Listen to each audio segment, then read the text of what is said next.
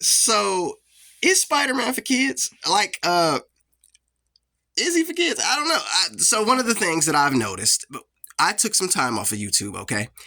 Because I needed to learn and live and experience life. I was gaining some traction. I was gaining some popularity. I was gaining attention.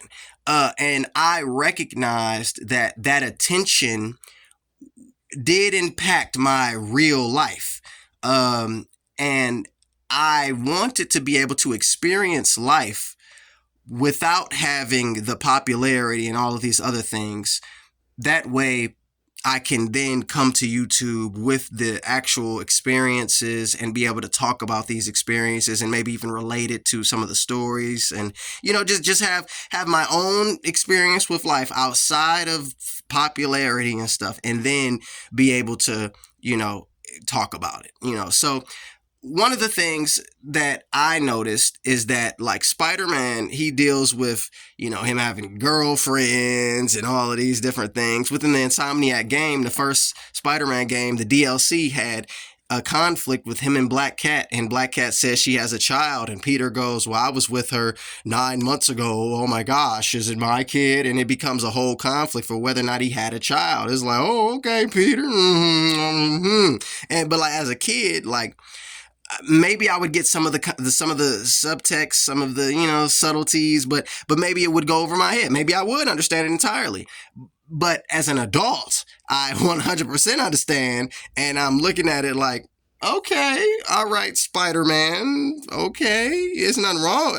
I mean, is it for kids? I don't know.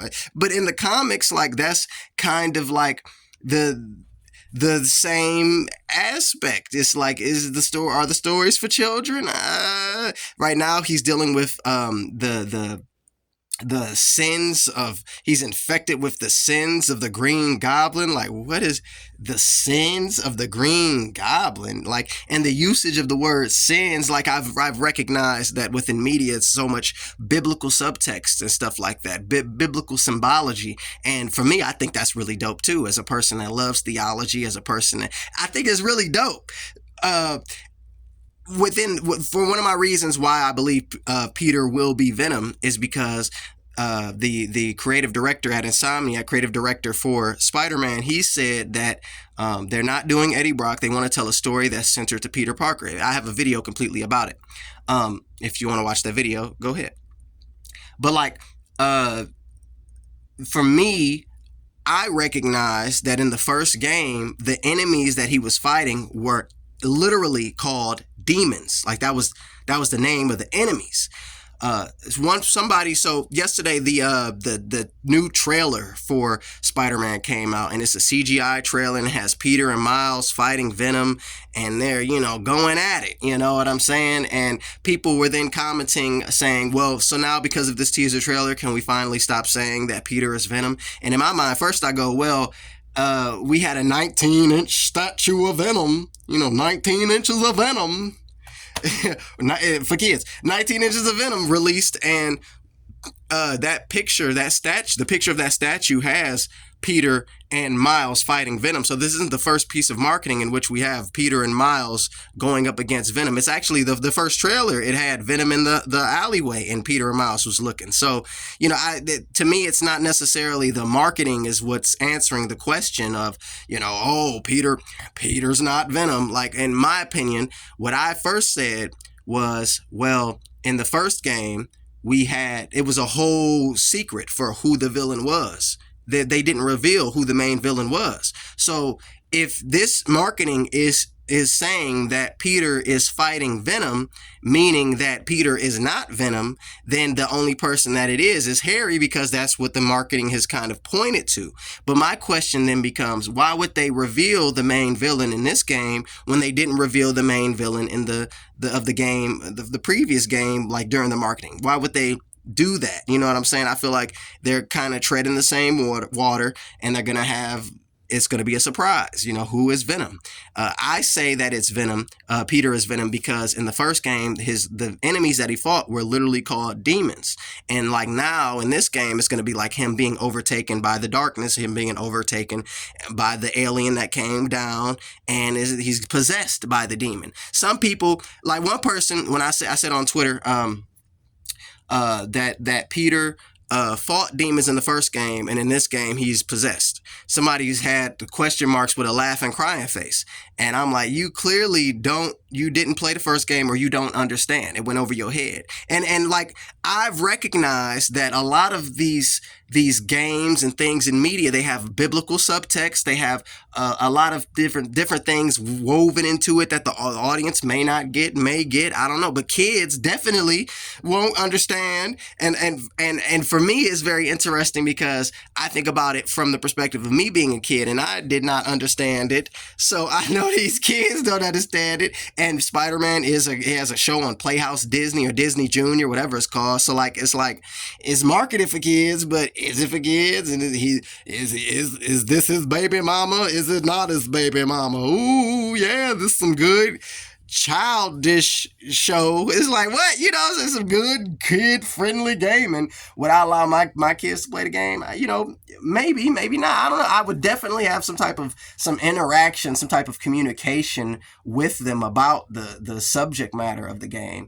But for me, I'm just noticing, as an adult now I've experienced some things. Like, I have a different perspective on this media because of me being an adult, because of me experiencing the things that I've experienced. And it's just very interesting looking at the media and getting the things that I get from it. Like, whoa, okay, they're doing that. Whoa, okay, they're saying that. Whoa, whoa, whoa, whoa, whoa. Like, I have a whole different perspective on Miles Morales than anybody else that I've heard of. I have not heard anybody, pretty much, I've heard anybody say the things that I say about the Spider-Man games at all, on the internet at all. Everybody pretty much say the same cookie cutter things, outside of like those that give their honest opinions and their honest critiques. But when it comes to like takes on the story or takes on the gameplay, pretty much everybody, they just say the same stuff. They just repeat, oh yes, it's the best thing ever. Oh my god. Ooh, I'm freaking out right now. Ooh, like it's the same thing. Like dog, okay, great. I'm so happy that you love it. But what did you think about the story? Like the person that sent the question marks, they went over their head. They don't understand what I'm saying when I say he fought demons. And now they don't get it. Like, and I'm not saying that person is a kid or nothing like that, but like, for me, the perspective of children, playing the games, like it being, they gravitate toward the game. The game is marketed toward them, but like from that perspective, they really understand? It's kind of, for me, like the same reason why. So like this video right here, you see my videos, somebody even commented on the quality of them. Like I had my video last week. I said Spider-Man looks all right, not good or great, and he said the quality of this video looks all right, not good or great. Like which is hilarious to me. But for me, the purpose of that is because like I'm not going for the flash and all of the the oh yeah like I'm not trying to attract the person that's just interested in the visual component. Like I'm giving a commentary that is my own. That doesn't mean a visual component cannot be compelling, cannot be good, cannot be edited correctly and all that. But I'm saying for me, like I'm not right now trying to attract just the layman. You know what I'm saying?